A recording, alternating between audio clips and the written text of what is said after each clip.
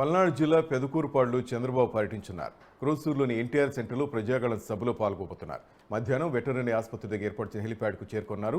సభకు అన్ని ఏర్పాట్లు చేశామని, సభ అనంతరం 2000 బైకులతో భారీ ర్యాలీ ఉంటుందని టీడీపీ నేత భాష్యం ప్రవీణ్ తెలిపారు. అందరికీ నమస్కారం. పెదకూరుపాడు నియోజకవర్గంలో తెలుగుదేశం పార్టీ జాతీయ అధ్యక్షులు వారు కాబోయే ముఖ్యమంత్రి చంద్రబాబు నాయుడు గారు రేపు 6వ తారీఖున పర్యటించబోతున్నారు. ప్రజాగలం పేరుతో ఒక బహిరంగ సభ ఏర్పాటు చేసుకోవడం జరుగుతుంది.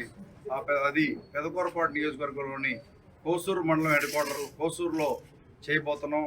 అది ఈ సందర్భంగా విలేకరులకి చెప్పడం కోసం, అట్లానే ప్రజలకు కూడా తెలియజేయడం కోసం ఈ సమావేశం ఏర్పాటు చేయడం జరిగిందండి.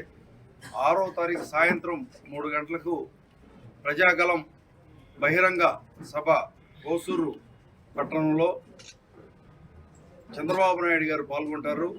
ఈ సభని సక్సెస్ చేయాల్సిందిగా తెలుగుదేశం కార్యకర్తలకు, నాయకులకు, అట్లానే జనసేన కార్యకర్తలకు, నాయకులకు, బీజేపీ కార్యకర్తలకు, నాయకులకు అందరికీ మా విజ్ఞప్తి చేస్తున్నాము.